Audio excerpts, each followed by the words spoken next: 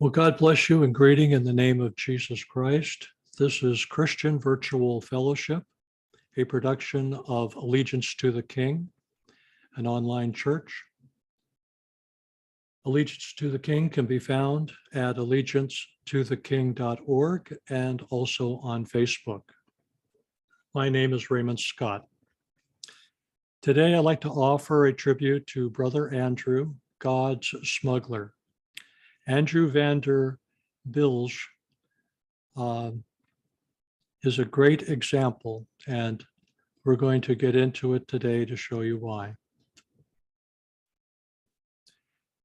This presentation is in honor of Andrew Vander Bilge, who passed away last week at the age of 94. He was known as Brother Andrew, a subject and an author of several books. Brother Andrew was called God's smuggler because he smuggled in thousands of Bibles to Protestant and Orthodox churches, which struggled to stay active in communist countries. He illegally brought in Bibles, which the communists called pornography and propaganda. He risked arrest, torture, and imprisonment to sneak Bibles into the hands of ministers and believers. His devotion to serving the body of Christ was heroic and transformative for many Christians stuck under communist rule. His devotion was based on trust. I wish to show you some instances of his trusting God while being in different and difficult situations. I offer these instances to inspire us all to trust God more in our everyday life. But first, I want to give some historical context.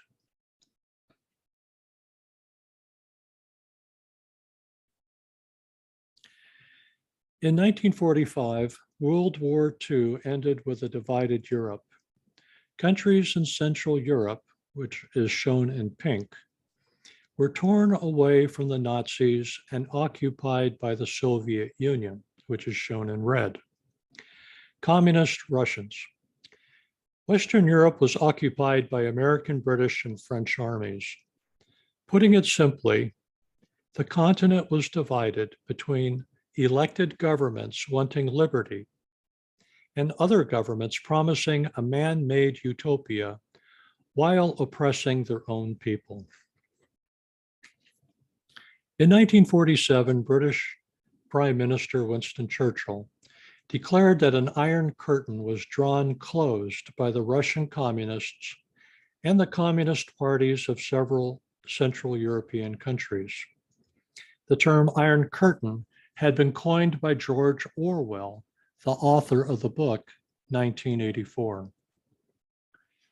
A Cold War was declared by Joseph Stalin, the leader of the Soviet Union, the Russian communists.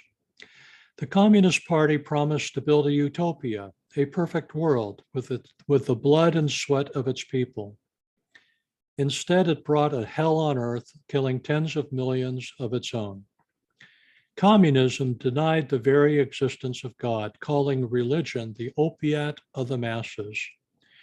Human rights such as freedom of worship, speech, assembly, and association were given lip service but denied to the people. The communists sought to spread their gospel by any means necessary, peacefully or by war. Wars between the communists and non-communists were fought all over the world, with the US and the Soviet Union taking sides. Both sides argued their worldviews and fought to promote and defend them. As a part of their atheistic worldview, communist countries made illegal the publishing, selling, and buying of the Holy Bible. Ministers of churches could not speak freely to their congregations, but had to go to the government to have their sermons approved. References to creation, miracles, and spiritual matters were discouraged, if not prohibited. Police agents would be in the church pews listening to ensure compliance and would arrest and torture church leaders.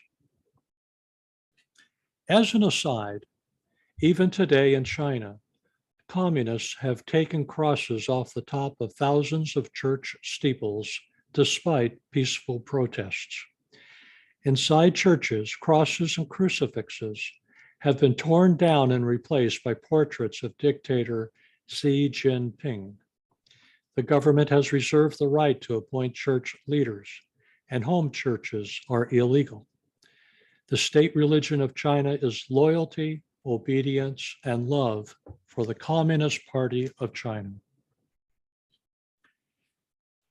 In the 1940s, a young man named Andrew Vanderbilt had grown up in a small village in Holland during the Nazi occupation. He knew what it was like not to have freedom. German soldiers controlled almost all aspects of life for the Dutch civilians. Dutch farmers had to give their crops to the German army and watch their own families starve. After the war, Andrew looked for adventure by joining the Dutch army and fought for Holland to retain its colony of Indonesia. Before he left for the East Indies, his mother had given him a Bible to read, but he ignored it. He fought both communists and nationalists and was deeply scarred by the horrors of war. He was also wounded, shot through the right ankle, and found himself going home disillusioned about the glory of fighting for one's country. While he was in a hospital ward, recovering with 19 other wounded soldiers, a young woman arrived inviting them all to take a bus to a Christian revival meeting. All 20 men got dressed up and boarded the bus. Andrew and a friend shared a bottle of gin on the way. With their bottle of booze, they took seats in the rear of the tent. The 20 young soldiers in civilian clothes took their seats. Andrew and his friend finished the bottle of gin. The service began when a man with deep-set eyes and a narrow face took the podium and announced there were 2 people in the tent that were bound by powers they could not control. He prayed passionately for the 2, calling them our brothers, over whom foreign spirits have gained influence. Andrew burst out laughing loudly. His friend joined him in laughter, and they were still whooping with laughter when the opening hymn ended. Andrew had no idea how disruptive his and Pierre's behavior was until the preacher said, "Brothers and sisters, we have 2 men here tonight who are chained by the powers of a dark world." The man then began to pray out loud for Andrew and Pierre. As the man prayed, Andrew tried to control his laughter until his sides hurt. Finally, he lost the battle and was soon laughing louder than ever, so loud, in fact, that he drowned out the man's prayer. Andrew watched in drunken delight as the obviously frustrated man gave up his prayer and told the choir to sing. The choir stood to its feet and began to sing the song, "Let My People Go." When the choir reached the chorus to the song, everyone in the tent joined in the singing. Now, Andrew and Pierre were laughing uncontrollably. In fact, Andrew could not recall a time when he had laughed so much. It felt good to laugh, even if the laughter was alcohol-induced. The choir sang on through the second verse of the song, but when the audience again joined in for the chorus, Andrew noticed a curious thing. As they belted out, "Let my people go," the words suddenly had a sobering effect on him. Andrew stopped laughing and listened to the words being sung around him. But instead of hearing, "Let my people go," Andrew seemed to be hearing, "Let me go," as though it were Andrew addressing some force outside of himself. Andrew sat silently on the bus ride back to the hospital, contemplating the words of the song. What could they mean? And why had they seemed to speak to him?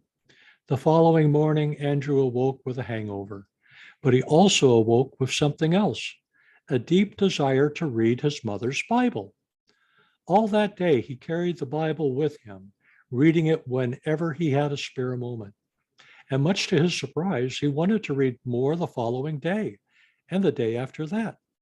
Soon he had set himself a schedule to help guide him systematically through the whole Bible. Andrew's release from the Army and the Rehabilitation Center came in November 1949. The Dutch government gave Andrew a small severance allotment along with his discharge papers. Andrew used the money to buy a bicycle. The weeks of rehabilitation therapy had improved the strength in his right leg, but he still had a long way to go if he was to walk without a limp. Andrew decided that riding the bike around would both help to strengthen his leg. Since Andrew had nowhere else to go after his release from the hospital and the Army, he went back to St. Pancras and moved in with his father. Although Andrew did not have a job, he did have a way to fill his days. He went to church, one service every night and two on Sundays.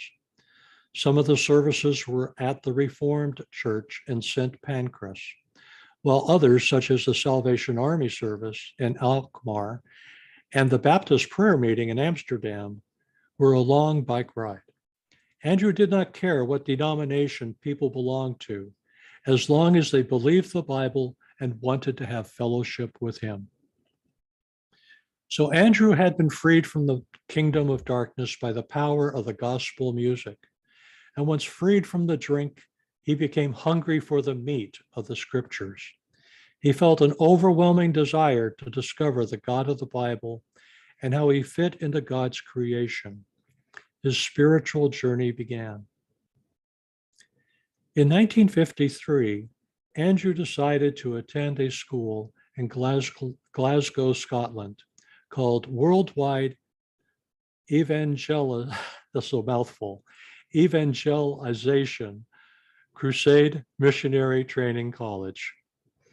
Despite a weak grasp on speaking English and his girlfriend telling him she would dump him, he pondered the matter. Should he just evangelize at home? Should he go? Then from the college, he received a cable. There were no vacancies at the Scottish campus. He would have to wait until next year, 1954. Despite the cable, his girlfriend, and little English, he went to God about the matter. Having learned from recent experiences the voice of God, he heard the word go. With just enough money for fare to London, where the college headquarters was, and the tuition fee for the first semester, he left his job and kissed his family goodbye. Arriving in London, he quickly found out that his English lessons back home were woefully inadequate. He couldn't adequately ask for directions or understand what directions were given. A small miracle he found: the college headquarters building, one that was in bad need of a new paint job. Once there, a man there who spoke Dutch asked him if he had received the cable about there being no vacancies. Andrew said yes. The man smiled and said, "And you came anyhow?" Andrew said, "A place will open when the time comes. I am certain of it. I want to be ready." The man excused himself and then returned a couple of minutes later. Andrew could stay at the headquarters for a while on condition he would work. So for 2 months, Andrew worked very hard learning English, and he painted the headquarters building. He was a diligent painter, not taking time to watch the coronation of Queen Elizabeth II, although everyone there urged him to. After 2 months, in June 1953, an elderly Christian man and his bedridden wife took Andrew into their London home. It was to be for only a couple of days. While there, Andrew mopped the floor, washed and dried and ironed the laundry, and cooked dinner. This is what he would have done at home in Holland. The couple was so impressed by his work ethic, they asked for him to stay until school started. Then a letter from Glasgow came about a vacancy opening up. He was admitted to start that fall as he originally applied for. Finally, September 1953 came around, and with one semester of tuition in hand, he started at the Evangelist College. His learning to trust God for everything he needed at college was about to start. And now I'm going to read some excerpts from his autobiography, God's Smuggler. And while I'm doing that, I will turn on the light so I can see what I'm reading. There we go. The first semester sped by. The weeks passed so fast that soon it came time for me to hand out on the first of several training trips in evangelism. "You're going to like this, Andy," said Mr. Dinnan. "It's an exercise in trust. The rules are simple. Each student on your team is given a £1 banknote. With that, you go out on a missionary tour through Scotland. You're expected to pay your own transportation, your own lodging, your food, any advertising you want to do, the renting of halls, providing refreshments, all on a £1 banknote? Worse than that, when you get back to school after 4 weeks, you're expected to pay back the pound." I laughed. "Sounds like we'll be passing the hat all the time." "Oh, you're not allowed to take up collections. Never. You're not to mention money at any of your meetings. All of your needs have got to be provided without any manipulation on your part, or the experiment is a failure." I was a member of a team of 5 boys. Later, when I tried to reconstruct where our funds came from during those 4 weeks, it was hard to do. It seemed that what we needed was always just there. Sometimes a letter would arrive from one of the boys' parents with a little money. Sometimes we would get a check in the mail from a church we had visited days or weeks earlier. The notes that came with these gifts were always interesting. "I know you don't need money, or you would have mentioned it," someone would write. "But God just wouldn't let me get to sleep tonight until I put this in an envelope for you." Contributions frequently came in the form of produce. In one little town in the Highlands of Scotland, we were given 600 eggs. We had eggs for breakfast, eggs for lunch, eggs as hors d'oeuvres before a dinner of eggs, with an egg white meringue dessert. It was weeks before we could look a chicken in the eye. But money or produce, we stuck fast to 2 rules. We never mentioned a need aloud, and we gave away a tithe of whatever came to us as soon as we got it, within 24 hours if possible.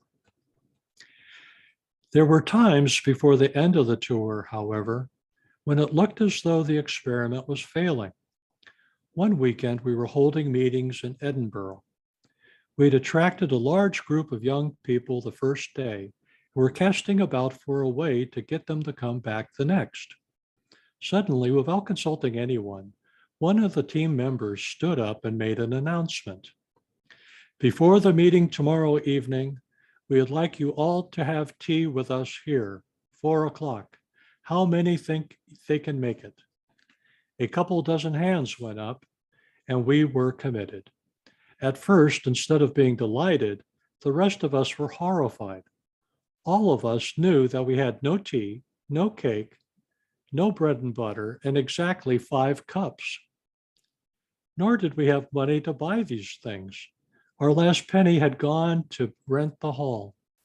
This was going to be a real test of God's care.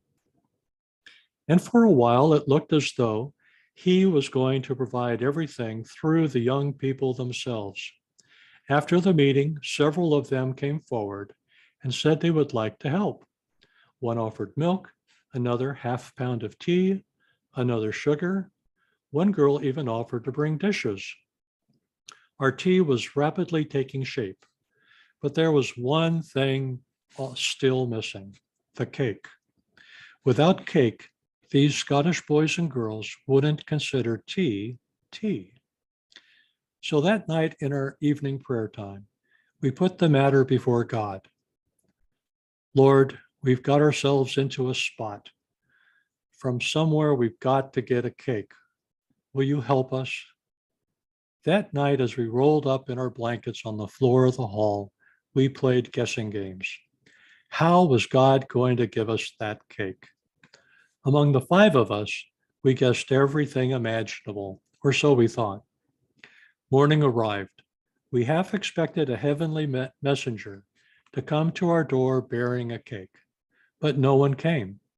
The morning mail arrived. We ripped open the 2 letters, hoping for money, but there was none. A woman from a nearby church came by to see if she could help. Cake was on the tip of all of our tongues, but we swallowed the word and shook our heads. Everything, we assured her, is in God's hands. The tea had been announced for 4 o'clock in the afternoon. By 3, the tables were set, but still we had no cake. 3:30 came. We put on water to boil. 3:45, and then the doorbell rang. All of us together ran to the big front entrance, and there was the postman. In his hand was a large box. "Hello, lad," said the postman. "Got something for you that feels like a food package." He handed the box to one of the boys. The delivery day is over, actually," he said, "but I hate to leave a perishable package overnight." We thanked him profusely, and the minute he closed the door, the boy solemnly handed the box to me.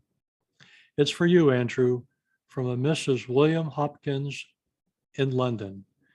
And that's the bedridden wife of the Christian man that he lived with for 3 months in London. He took the package and carefully unwrapped it. Off came the twine. Off came the brown outside paper. Inside there was no note, only a large white box. Deep in my soul, I knew that I could afford the drama of lifting the lid slowly. As I did, there in perfect condition, to be admired by 5 sets of wondering eyes, was an enormous, glistening, moist chocolate cake. With this kind of experience behind me, I was not really surprised to find waiting for me when we got back to school a check from the wet straws that was exactly enough, when converted into pounds, to pay my second term's fee. So that's an excellent example of how Andrew trusted the Lord to provide for him in the field and also for his personal need to continue working. So let's go back to sharing the screen.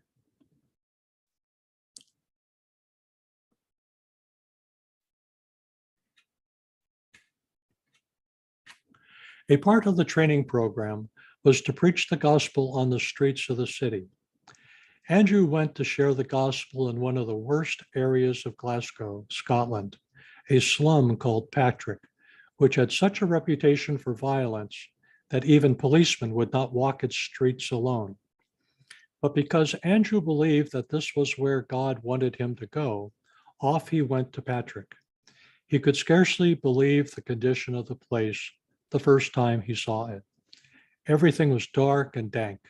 The bulbs in the streetlights were broken or had been stolen, and rotting garbage was piled everywhere in the streets. Children with runny noses and draped in threadbare rags eyed him suspiciously as he made his way along the street, carrying a pile of gospel tracts. Andrew never encountered a place like this in Holland. The Dutch penchant for order and cleanliness would never allow such a place to exist. On the corner of each block were smoke-filled pubs where glassy-eyed men sat getting drunk, usually spending their family's food money on cheap whiskey. Andrew went into the pubs and asked the proprietors if he could hand out tracts in their establishment. None of them refused, and Andrew went about giving away tracts to the pub patrons and talking to anyone he could strike up a conversation with. And here's a picture of the oldest pub in Glasgow, established in 1792. And so I'm certain it was open at the time that Brother Andrew was there. Although I'm not certain if that's in the Patrick neighborhood or not. At one pub, Andrew met a man named Jack Kearney. Jack was totally drunk, but he took one of the tracts and asked Andrew to visit him at his house the following evening. Andrew agreed to do that, and the next evening, he and Albert, one of his friends from the training school, made their way up 4 flights of stairs to Jack's apartment.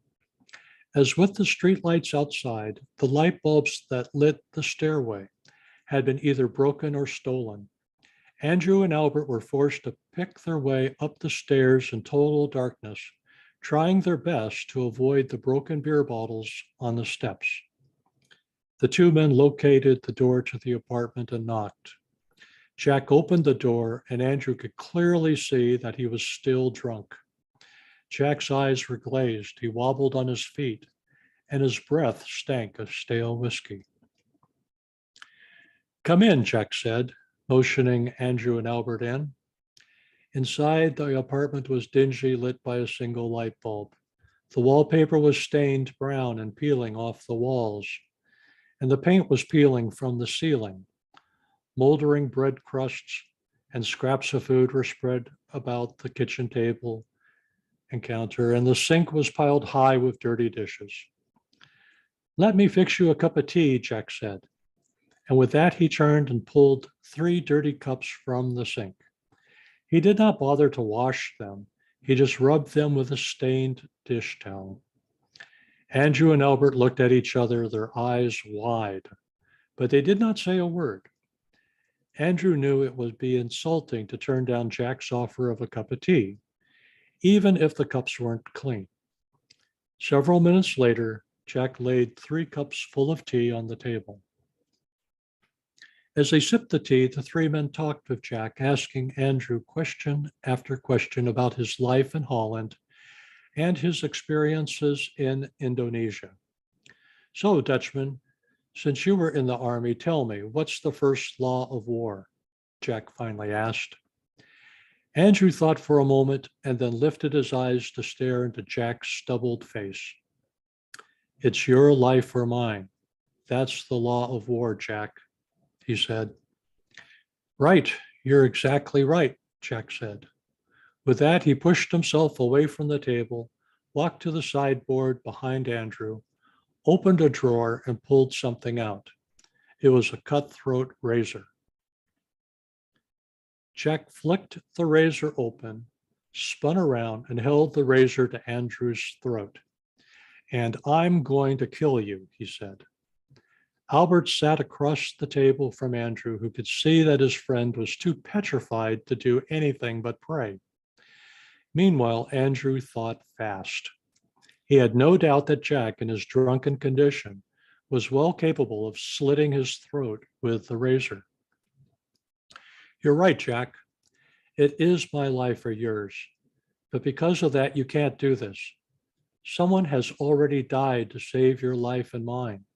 His name is Jesus Christ." Andrew felt Jack press the razor harder to his neck. He felt the sharp blade nicking the skin at his throat. "Jack, Jesus came into the world because of these laws of war and because of the spiritual warfare where only one man can win, and the other lose," Andrew continued. "One has to die so that the other will live. And that's what Jesus Christ did. He died so that you might live, Jack." Jack held completely still for a moment. Andrew's heart thumped in his chest as he waited to see what Jack would do. Would he let Jack go or slit his throat? Much to his relief, Andrew felt Jack release the pressure on the razor and move it away from his throat. Jack stepped back, closed the razor, and dropped it in the drawer. When a drunken, murderous man with a cutthroat razor threatened to kill Andrew, Andrew did not forget about who put him there in the first place. Jesus Christ, the head of the church, became the topic. Andrew turned the focus not to himself by begging for mercy or shifting the blame to Jack's many flaws. Andrew brought into Jack's blurry focus Jesus, the man who died for everyone, so that all who believe can live.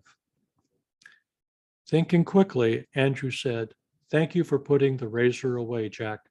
We'll be on our way now, but I'll come back and talk some more with you about Jesus." Jack nodded silently as Andrew and Albert headed out of the apartment and down the darkened stairs as fast as they could. They were both ashen-faced and shaking by the time they made it out into the streets. The following evening, Andrew went back to see Jack, though this time he decided not to take Albert with him. In fear and trepidation, Andrew made his way back up the stairs to Jack's apartment. He knocked gingerly on the door. Jack opened it, and much to Andrew's relief, although he looked terrible, with big black rings under his eyes, Jack was not drunk. "I'm sorry about last night," Jack apologized. "It was a terrible thing to do to you. It's the alcohol. It makes me do terrible things." "That's okay, Jack. I understand," Andrew said as he stepped inside Jack's apartment. "You know, Jesus still loves you, Jack. He really does. Why don't you pray and ask him to come into your life and change it?" Andrew continued. Much to Andrew's surprise, Jack sank to his knees in the kitchen and began pouring his heart out to God, asking him to forgive him and change his life. "I'm a really bad person, Jesus, but I really do want to follow you. Please forgive me and accept me," Jack prayed. That night, when Andrew left Jack's apartment, he almost floated down the darkened stairs. Jack Kearney, the hard-drinking Scotsman from the slums who wanted to slit Andrew's throat, had become a Christian. Andrew visited Jack several more times, and each time he left the apartment, he was amazed at the changes taking place in Jack. God had really touched and changed Jack's life. This incident, was as frightful as it was, would not be the last time Andrew's own personal safety would be put at risk while serving the Lord. What Brother Andrew is most well known for is his smuggling Bibles into communist countries. That is why I started with an explanation of what the political situation was then. Europe was divided by the communists. Let's see one example of how Andrew trusted God to provide Bibles to Christians behind the Iron Curtain. And here's a photograph of Brother Andrew with his VW Beetle. I wonder if the Beetle has Bibles in it. It very well may. Just ahead was the Yugoslav border. For the first time in my life, I was about to enter a communist country on my own, instead of in a group invited or sponsored by the government. I stopped the little VW on the outskirts of the Austrian village and took stock. The Yugoslav government in 1957 permitted visitors to bring in only articles for their personal use. Anything new or anything in quantity was suspect because of the black market thriving all over the country. Printed material especially was liable to be confiscated at the border, no matter how small the quantity, because coming from out of the country, it was regarded as foreign propaganda. Now here I was with the luggage, literally bulging with tracts, Bibles, and portions of Bibles. How was I to get them past the border guard? And so, for the first of many times, I said the prayer of God's smuggler. Okay, let's see if I can see the whole thing here. Lord, in my luggage, I have scripture that I want to take to your children across this border. When you were on earth, you made blind eyes see. Now I pray, make seeing eyes blind. Do not let the guards see those things which you do not want them to see. So armed with this prayer, I started the motor and drove up to the barrier. The two guards appeared both startled and pleased to see me. I wondered how much business came their way.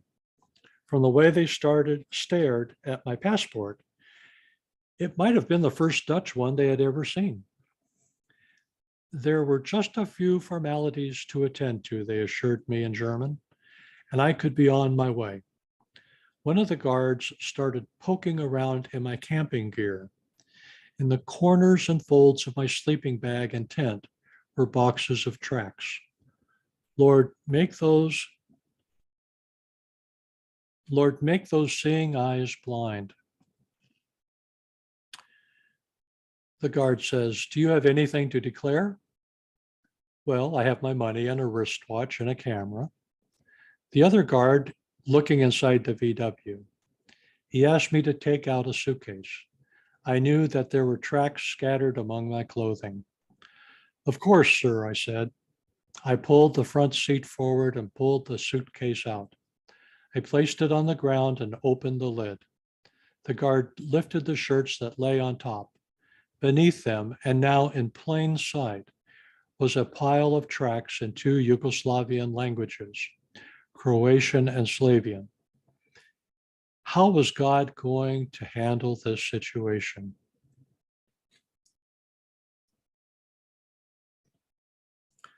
It seems dry for this time of year, I said to the other guard. And without looking at the other fellow who was inspecting the suitcase, I fell into a conversation about the weather. I told him about my own homeland and how it was always wet on the polders. Finally, when I could stand the suspense no longer, I looked behind me. The first guard wasn't even glancing at the suitcase. He was listening to our conversation. When I turned around, he caught himself and looked up.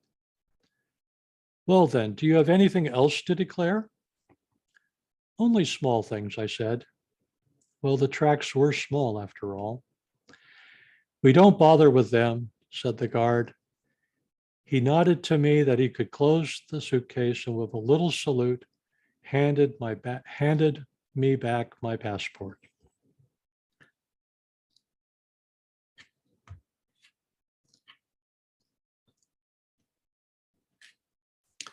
So that was one episode, and his first one of crossing into a communist country with Bibles and tracts. And here in plain sight were the tracts of the gospel, easy to see by the guard in his suitcase. And yet somehow they just didn't take note of it. On another journey from Bulgaria to Romania, both of which were communist countries, Brother Andrew came to a border crossing into Romania.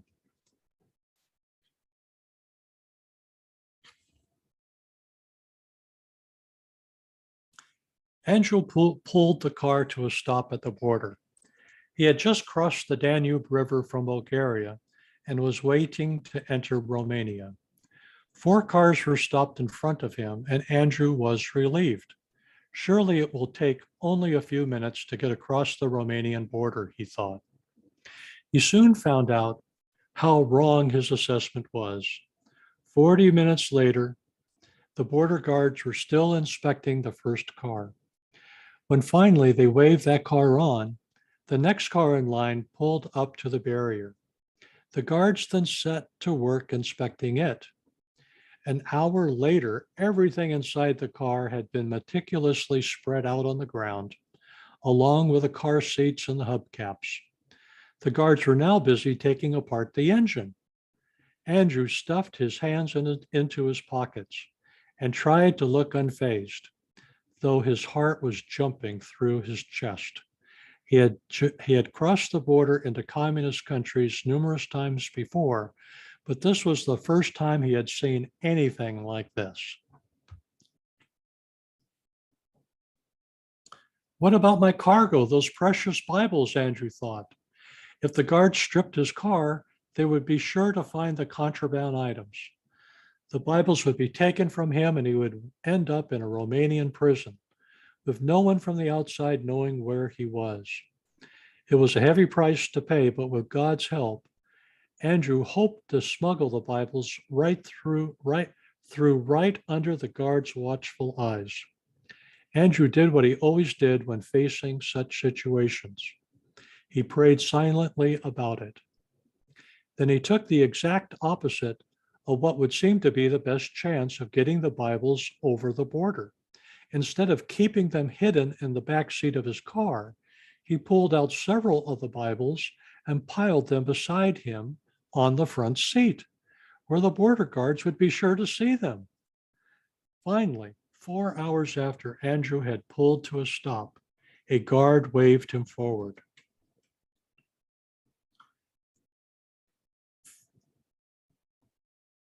Finally, it was his turn. Andrew drove the car forward and stopped in front of the barrier. He rolled down the window and handed his passport to the guard. His heart pounded as the guard looked at the passport and then wrote something down on a piece of paper. Finally, the guard looked inside the car, right where the Bibles were stacked on the front seat. Then, much to Andrew's surprise and relief, the guard handed the passport and waved him on into Romania. There are many other instances of God working with Brother Andrew, and time doesn't permit going into them here and now. I highly recommend God's Smuggler by Brother Andrew of John and Elizabeth Sherrill. There's also on Kindle a book called Brother Andrew, God's Secret Agent. And I have used portions of both of those. Brother Andrew once said, "The real calling is not a certain place or career, but to everyday obedience. And that call is extended to every Christian, not just a select few." Those are certainly wise words. So to conclude, nothing Andrew believed for was contrary to God's purpose. His trust was for the purpose of furthering the gospel. What Andrew did was for a specific time in history. However, there are still countries in which Christians are actively persecuted, and they could use our prayers and aid. Andrew consciously violated the laws of several countries because the laws were on their face, were in direct contradiction to the expressed will of God, and were intended to harm God's people. Andrew had a big picture view of Christianity. He saw people of many denominations as brothers and sisters. Well, here are applications that came to my mind, and perhaps you can add to them. One is that one should not violate the laws of the land just because they are disagreeable. If one acts in violation of the clear ungodly law, it must be done peacefully, knowing that arrest and imprisonment are possible. We can smuggle God's gospel message into people's minds by sharing the gospel and our testimonies, inviting them to fellowship and showing our love for them.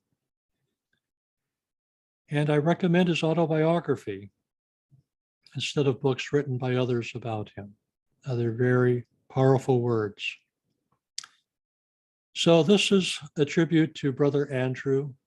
It certainly didn't cover even a fifth of the stories in the book about him. I am thankful to God for people like him who put their necks out on the line to further the gospel message of the kingdom. And I thank you for listening. You have a great day.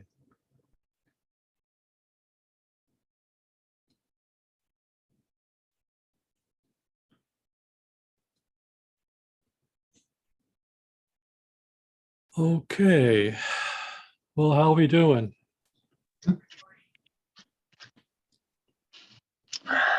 Good.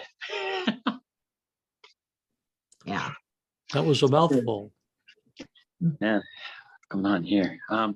Such a timely share, Ray. Super encouraging, just really cool to hear how God worked. I haven't read the book. I'm like, as you were finishing up there, I was like, I'm going to pick that up on Audible right now. But Great idea. yeah, I really liked it's just daily obedience, just daily walking in the will of God. And so that's what I want to strive for and see him doing things in our lives that way as well. So thank you for sharing that. Great testimony, great, what's the word? A great testament to his life. Yes, thank you. And I noticed that several people have put up tributes in honor of him. And I haven't watched any of them, but I'm sure that they cover some of the same material. We have someone that is DLC 579. You have John, first, you have your hand raised. Go ahead. I was going to say that's Donna Catuli, DLC 579. I was just going to say real quick that he, I'm glad you did this tribute, because he certainly